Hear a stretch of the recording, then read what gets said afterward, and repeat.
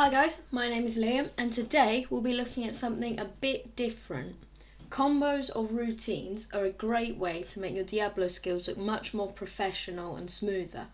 There are lots of different ways of making a combo and I'll show you 3 in this video.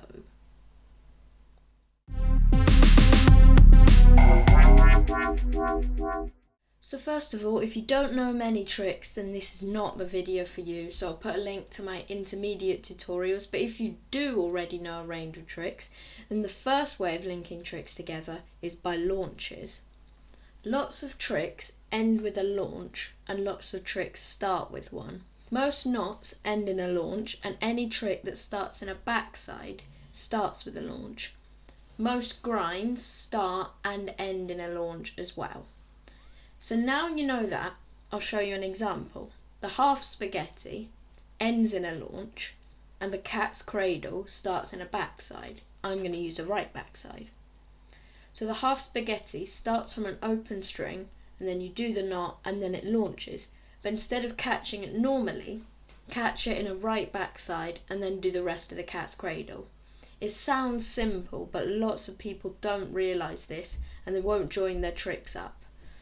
Now you can make that a bit more complicated by adding a right hand grind in between the tricks.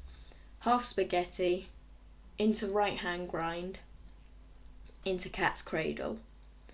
Now you see we're getting somewhere.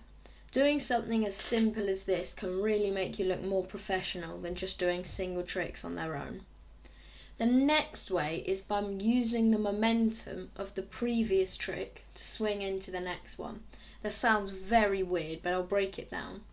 Tricks that start with some kind of swing or sideways launch can be transitioned into by this method. Some examples of these are the trapeze and the over-the-shoulder sun.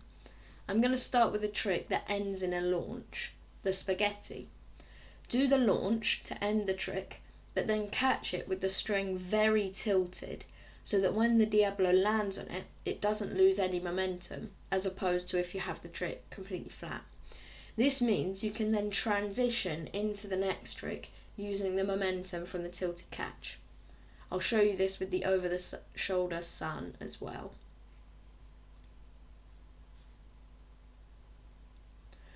Also, you can do this on both sides to make sure it works with all your tricks. The final way is by finding a point or a position that you can return to in between tricks. One of my recent videos was about jumping grinds and they're all based around the right hand grind. So using the right hand grind as my point that I can return to, I can then add upside down grinds, Adam grinds and others, but always returning to the right hand grind afterwards. This also works with looper tricks. You could get into the looper and then do a looper gyro rotation, which then returns you to your original position. So a combo that has all these methods in. Start in a spaghetti, end it with a launch, and then catch it slanted so it uses the momentum to swing into a trapeze. Do a trapeze cradle from there, and then launch it into the air, and then catch it in a right hand grind. Do as many fancy jumping grinds as you want and then launch it up, catch it in a left backside, do a cat's cradle and then a jet cradle and then end in a slow side. This is just one of the millions of possible combos you can make, so be creative. Just don't make the combo so long that you run out of spin. On that note, let me know what combos you come up with in the comments. Be sure to like and subscribe, and I'll see you next time.